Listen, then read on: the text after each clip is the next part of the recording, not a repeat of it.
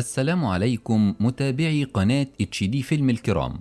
أغلق النافذة التي تؤذيك مهما كان المنظر جميلا. بطلة فيلمنا النهاردة هي أم حامل، لكن للأسف بتعرف إن عندها سرطان وهتموت قريب، فبتبدأ تفكر تكتب قايمة ب 18 هدية لبنتها لما تكبر علشان تفضل فاكراها. وبيبدأ فيلمنا مع واحدة اسمها أليزا، وبتبقى متأخرة على شغلها ومستعجلة، وبتدخل الأوضة لجوزها روبرت اللي بيبقى شغال مدرب كرة قدم، وبيفرحها إنه لقى الخطة اللي هيقدر يكسب بيها الكاس، وبتقول له إنها عاوزاه ينظف الجدار علشان تلونه لأن دي الأوضة اللي هيقعد فيها المولود، وبتودعه علشان تروح شغلها، وبتاخد عربيتها وبتوصل لشركة التوظيف اللي هي شغالة فيها، وبتبقى قاعدة مع واحد وبتشوف له شغل، لكنها بتتفاجئ إن عندها نزيف، وبتروح بسرعة للدكتور وبتعمل سونار على بطنها، وبتطلع تستنى نتيجة التحاليل، وبيطلع الدكتور وبيعرفها ان المولود هيبقى بنت، وبتفرح أليزا جدا. بس اللي ما بيبقاش قادر يقوله الدكتور ان التحاليل اثبتت ان عندها سرطان، وبتتصدم أليزا لما بتسمع كلامه، وبيبقى كل همها تشوف بنتها قبل ما تموت، وبتروح بعدها لمحل دهانات تشتري الالوان اللي هتلون بيها الأوضة بتاعت بنتها، وفي الطريق بتبقى الامطار مغرقة الدنيا، والدموع بتبقى مالية عيون أليزا، وبتتعب فجأة وبتوقف العربية في جنب من الصداع اللي جالها. وفي سنة 2001 بيروح روبرت للحضانة وبيستلم البنت وبيسميها آنا زي ما أمها طلبت، وبتعدي السنين وروبرت من وقتها بيحتفل بعيد ميلادها كل سنة مع أهلها وأصحاب أمها، وبيقدم لها كل سنة هدية، وبيعرفها إن أليزا هي اللي مختار لها الهدايا، وبيعلمها السباحة زي ما كانت أليزا عاوزة. وفي سنة من السنين كانت أليزا جايبه لها بيانو وقدمه لها روبرت، بس بتبقى آنا متضايقة لأنها مش عاوزاه، ومتضايقة إن أمها بتجيب لها حاجات هي مش عاوزاها،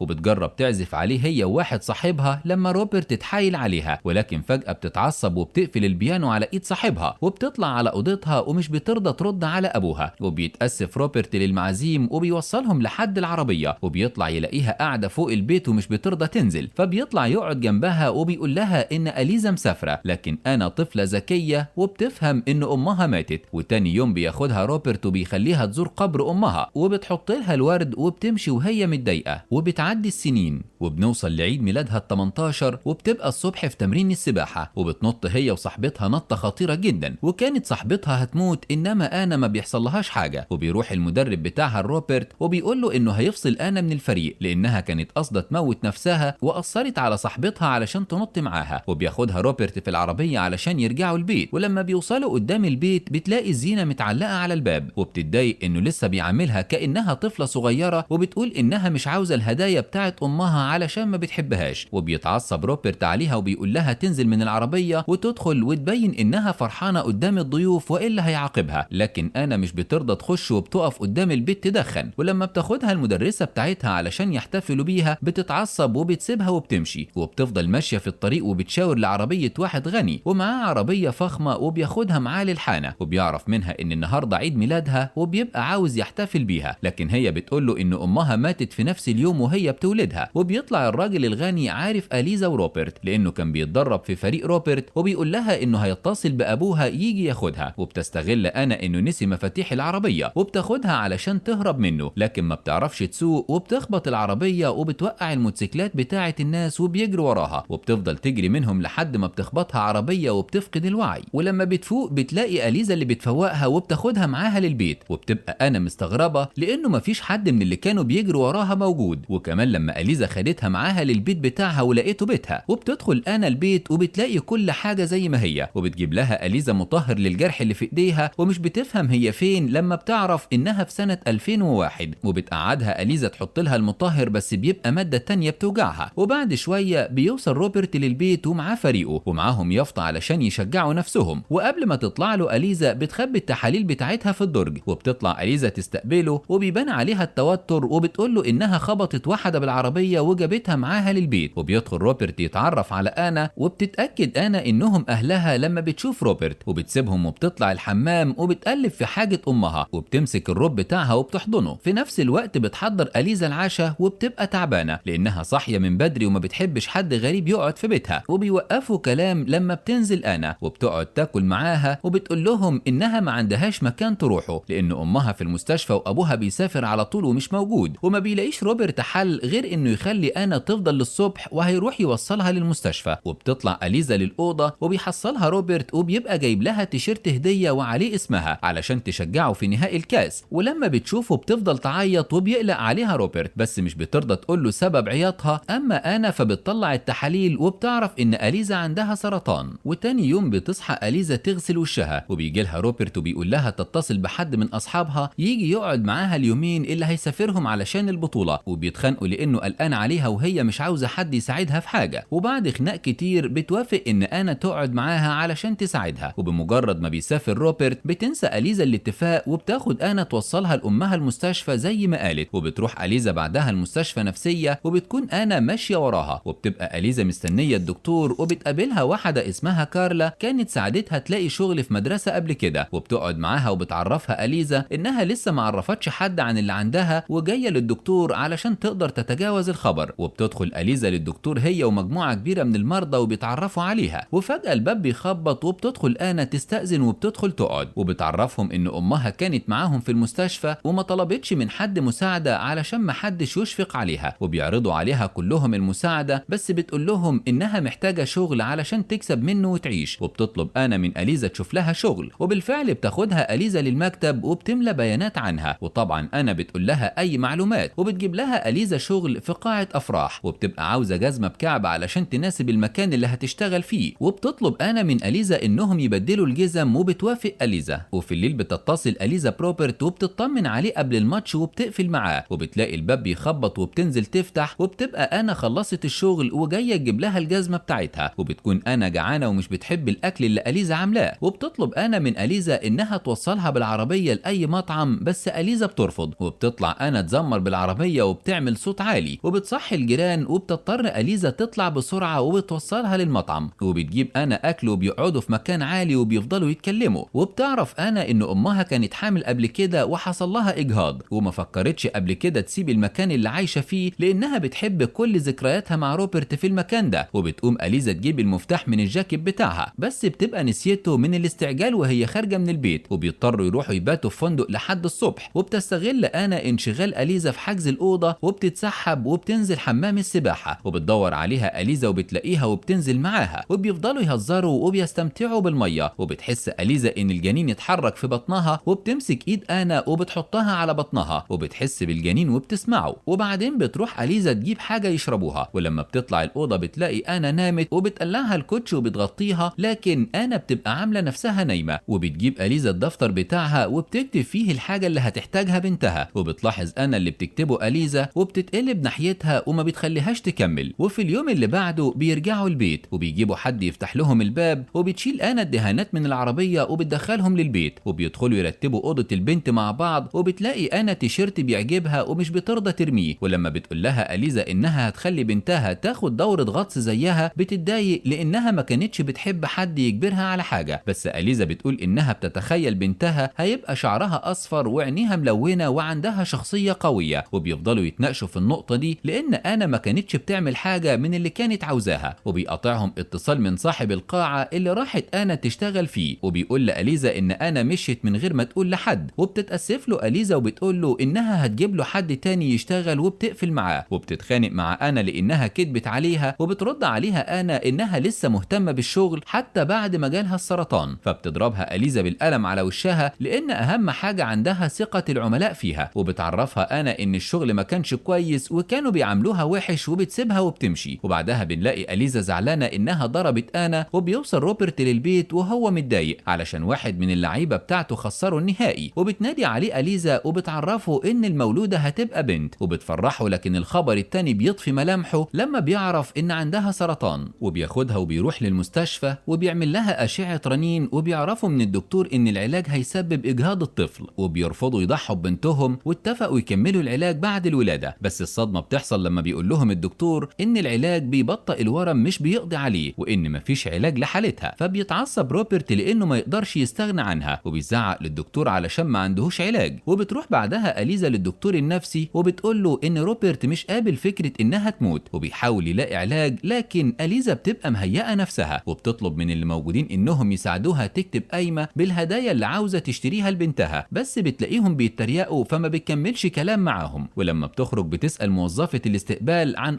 آنا المحجوزة في المستشفى، وبتروح أليزا شغلها وبتلاقي آنا مستنياها عند المكتب وبتطلب منها تتكلم معاها. ولما بتدخل المكتب بتقول لها أليزا إنها عرفت إنها بتكذب وإن أمها مش في المستشفى، فبتعترف آنا إن أمها ماتت وهي بتولدها وإن أبوها مسجون وما عندهاش مكان تروحه. فبتتفق معاها أليزا تفضل معاها وتساعدها تختار الهدايا لبنتها، وبيروحوا لمحل الهدايا وبتبقى أليزا عاوزة تجيب البيانو، لكن آنا بتلحق نفسها وبتقنعها تشتري درامز لأن بنتها ممكن ما تحبوش لأنها هتفضل تعزف عليه وتسيب أصحابها. وبيرجعوا على البيت وبيقابلهم روبرت وبيقول لها إنه حجز لها عند دكتور بكرة في نفس الوقت اللي أليزا حجزت فيه ميعاد في الحضانة علشان تقدم لبنتها. وبيتعصب روبرت لأنه شافها استسلمت وبتقول له إنها مش هتعمل أي حاجة علشان حياتها وتموت بنتها، وبتسيبه وبتدخل للبيت. وفي الليل بيبقى روبرت واقف قدام البيت وبتخرج آنا تتكلم معاه وبيقول لها إنه خايف يحصل حاجة لأليزا لأنه هيبقى لوحده، وبتطمنه آنا إنه هيبقى شخص قوي وهيقدر يربي بنته لوحده زي ما قالت عليه أليزا. وبتكمل أليزا جلسات مع الدكتور النفسي وبتكون وصلت ل 17 هدية وكتبتهم في الدفتر بتاعها. وبتخرج هي وكارلا بعد الجلسة وبتطلب أليزا من كارلا تبقى المدرسة بتاعت بنتها بعد ما تموت، لكن كارلا بتبقى عارفة إنها ممكن تموت قبلها وبتقول لها على عنوان المدرسة اللي كانت شغالة فيها تتفق معاهم. وبترجع أليزا على البيت وبتلاقي روبرت وآنا بيدهنوا الأوضة بتاعت البيبي زي ما هي عاوزة، وبتطير أليزا من الفرحة وبتقرب من روبرت وبتتحرج آنا وبتسيبهم لوحدهم وبتخرج وبتفتح باب أوضة وبتلاقيه باب أوضة عمليات وبتشوف نفسها على السرير، والدكتور بيقول لأبوها إن عندها ارتجاج من الخبطة وهتفضل في الغيبوبة لفترة. وبتوه آنا في أحلامها وبتجري من الأوضة وبترجع لأليزا وبتلاقيها قاعدة في المطبخ وبتحضنها، وبتبقى كارلا معاها وبيدوروا على الهدية 18 علشان تجيبها. ولما بتطلع كارلا تستقبل أبو أليزا وأمها بتقوم أليزا تعلم آنا الطبخ، ولما بيدخلوا بتسلم عليهم آنا وبتعرف إن بكرة هيبقى جواز روبرت وأليزا. وفي اليوم التالي بتحضر آنا فرح أبوها وأمها، وبيقوم جدها في وسط المعازيم وبيقول لروبرت إنه أكتر إنسان محظوظ في الدنيا علشان هيتجوز أليزا، وبيقوموا يرقصوا ويحتفلوا. وبعد الفرح أليزا بيجيلها نزيف وبتطلع آنا تساعدها وبترجعها للأوضة، وبتبدأ آنا إيديها تتحرك في المستشفى. وبتروح آنا مع أمها وبتجرب فستان أزرق علشان يبقى الهدية 18، وبتشوفوا أليزا عليها وبيعجبها، بس آنا بتقول لها إنه هيبقى شكله قديم بعد 18 سنة، وبتعترف لها إنها بنتها. وبتقوم أليزا تقرب منها وبيخبط الباب وبتروح آنا تفتح، لكن أليزا بتفقد وعيها وبتيجي الإسعاف تاخدها وبتفوق آنا في الوقت ده. أما أليزا فبتفوق هي كمان لأنها فقدت وعيها لما كانت في العربية وحست بالصداع، وبيبقى كل ده بتحلم بآنا وما كانش حقيقي. وبتطلب من روبرت يرجع الفستان الأزرق اللي اشتراه لبنتهم في عيد ميلادها 18 لأنه هيبقى قديم، وبيعرفها روبرت إنها هتعمل العملية النهاردة. وبنروح لآنا المستشفى وبيجي لها أبوها يجيب لها هدوم علشان ياخدها ويمشي، وبتتأسف له لما بتعرف كل حاجة. وبيرجعها روبرت للبيت وبيقابلها جدها وجدتها وكارلا، وبتدخل آنا تعزف على البيانو. أما أليزا فبتجيلها كارلا قبل العملية وبتقول لها إنها وافقت إنها تبقى مدرسة لبنتها، وبيودعوها كلهم قبل ما تدخل للعمليات. وبتبقى خايفة إنها ما تشوفش بنتها وبتطلب من الدكتور ورقة وقلم وبتكتب فيها هدية بنتها 18. وبتطلع آنا أوضتها وبتشوف رسالة من أمها ومكتوب فيها إنها كان نفسها تبقى معاها وعاوزاها تبتسم للحياة وما تزهقش من الهدايا المملة اللي جابتها لها لأنها خدت منها تفكير كتير علشان تلاقيهم. وبتفضل آنا تعيط وبتاخد الرسالة تعلقها في المطبخ وبتروح تمرين السباحة بتاعها وبتنط في المية. أما أليزا فبتولد وبتشوف بنتها قبل ما تموت. وبيكمل روبرت احتفال بآنا بعد رجوعها وبيقول لها إن أمها جابت لها الفستان الأزرق وما رضيتش ترجعه بعد موتها، وبتقرب منه آنا وبتشكره وبتلبس الفستان وبتنزل تحتفل مع أهلها وأصحاب أمها. وبكده بينتهي فيلمنا النهاردة. ما تنساش تدعمنا بلايك وتكتب لنا رأيك في كومنت علشان توصل لك كل ملخصات HD فيلم.